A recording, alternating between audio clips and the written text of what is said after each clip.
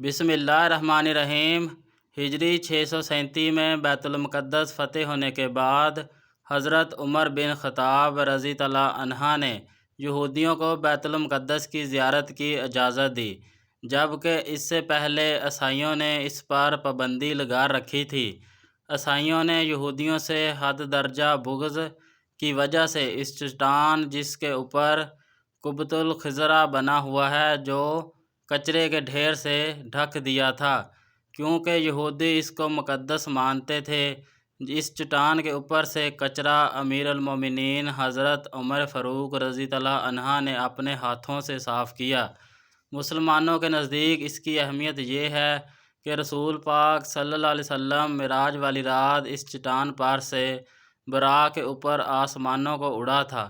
پھر جب بھی صلیبی جنگ کے بعد عیسائی بیت المقدس پر قابض ہوئے تو مسلمان اور یہودیوں کا قتل عام کیا۔ سلطان صلاح الدین ایوبی کے بیت المقدس فتح کرنے کے بعد اور بعد میں طویل عرصہ تک سلطنت عثمانیہ کے زمانے میں یہودی قلیل تعداد میں رہے، لیکن عیسائی ظلم و ستم اور ذلت و خواری والی زندگی سے بہتر حالت میں رہے۔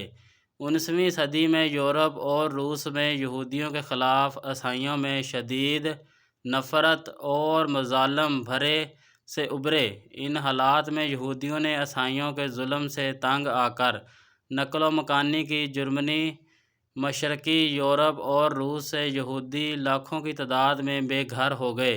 ان کی بڑی تعداد امریکہ، برطانیہ اور کچھ فلسطین میں آ گئے۔ اسی دوران میں صہیونیتوں کی تحریک نے جنم لیا۔ اس تحریک کا مقصد یہودیوں کے لیے اپنا مقام کرنا تھا اور اس کے لیے انہوں نے فلسطین کو چنا۔ یہ تحریک یورپ، امریکہ اور فلسطین میں زور پکڑ دی گئی اور یہودیوں نے بڑی تعداد میں فلسطین میں آباد ہونا شروع کر دیا اور یہاں زمینیں خریدنے لگے۔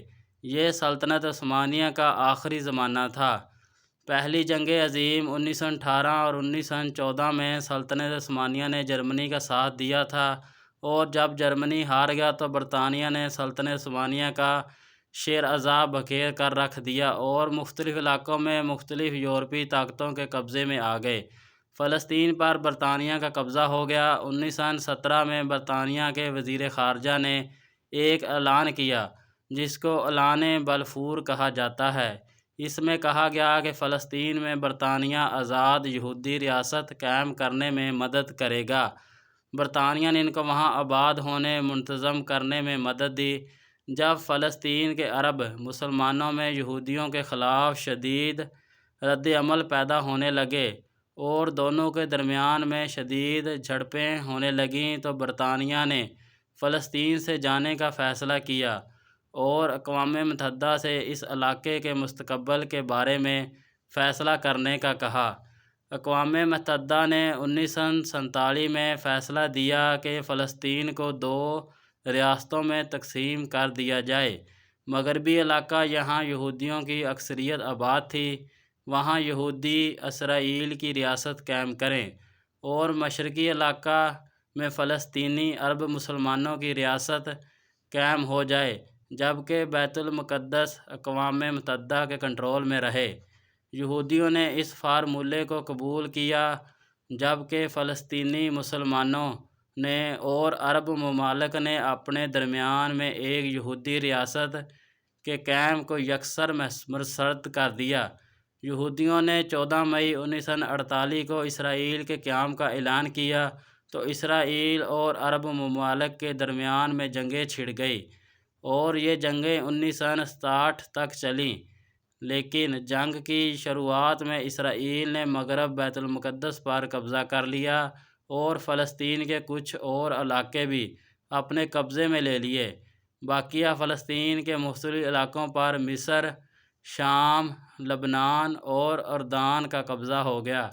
بیت المقدس کا مشترکی علاقہ، جس میں حرم شریف اور مسجد اقصیٰ سمیت مقدس مقامات ہیں، اردن کے قبضے میں تھا۔ یہ صورتحال 1967 تک قائم رہی۔ 1967 کی عرب اسرائیل کی جنگ کے اختتام پر اسرائیل کا پورا فلسطین پر قبضہ ہو گیا۔